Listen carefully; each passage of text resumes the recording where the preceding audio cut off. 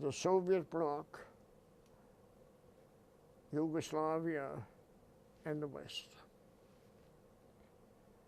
As far as the Soviet Bloc is concerned, I have not the slightest doubt that the most effective way of influencing the Hungarian, Romanian, and the Soviet peoples was the Voice of America, far above everything else, because everything else was restricted. And even though the Voice of America was jammed in the indigenous languages, it was not jammed in English. And if I may add an anecdote here too. In 1959, when I visited the Sokolniki Park exhibit, I was also instructed to call on the Foreign Office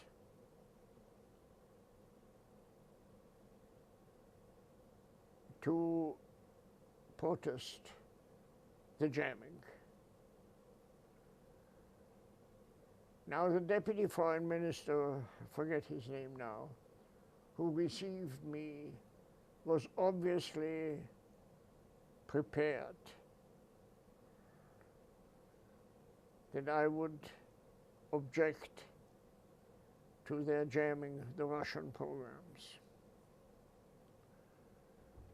And when I walked into his office,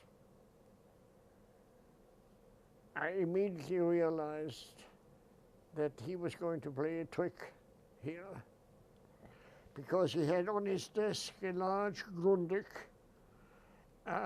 radio receiver, a radio set. And when I started talking about, he said, "But Mr. Roberts, we don't jam the Voice of America." I said, "Well, of course you do." He said, "No." And he turns the radio on, and there was the Voice of America in English coming in loud and clear. I said, "Yeah, but that's in English, but you jam the Russian." He said, "Mr. Roberts, is Russian your language?" I said, "No, but we broadcast in Russian in order to converse with the Russian people." He said, "But that is an interference in our internal affairs." And so on, a typical conversation. But they did not jam the Voice of America in English.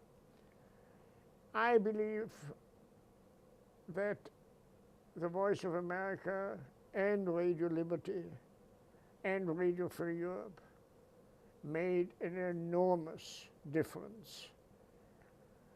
And the Eastern European peoples and the Soviet Union peoples were ready for a change. And in my opinion,